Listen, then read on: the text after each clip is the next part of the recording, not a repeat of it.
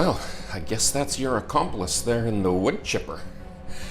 Welcome to the Time Treadmill. I'm Ron, and these are my sweaty thoughts about Doctor Who.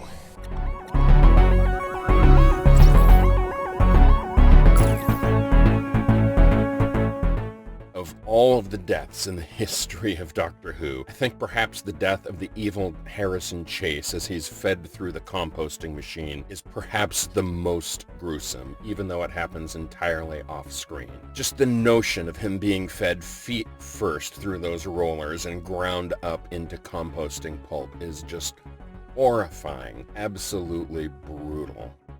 I am astounded that Doctor Who got away with it. But that's not what I came to talk about today. I actually have two topics to discuss today. First is a question of scale. Now, I'm going to bring up the Pinnacle books again, and I'll tell you the good news for you is there's only one more story that was one of the Pinnacle books, so it's only likely to happen one more time. But I vividly remember reading this story in the original Pinnacle edition, and one of the references that meant absolutely nothing to me is when the Doctor comments that by morning the crinoid will be the size of St. Paul's Cathedral. Now, 9-year-old American me had no idea what St. Paul's Cathedral was. I imagined a local church. I had no concept at all of what a foundational landmark that particular building is in the city of London and throughout all of the United Kingdom. Having actually been there myself now several years ago and seen the cathedral in person, I can attest to its immense size.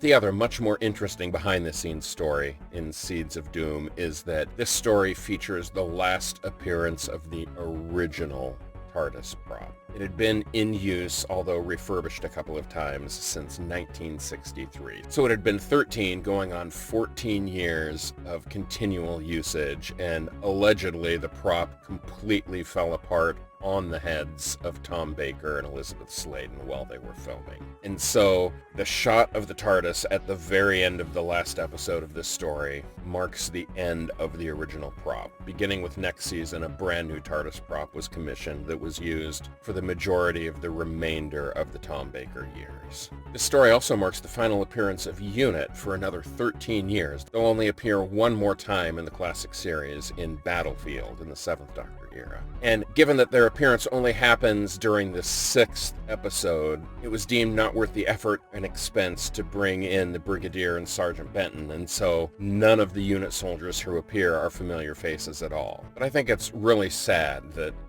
Benton and Lethbridge Stewart didn't get their last hurrah blowing up the alien crinoid. But what can you do?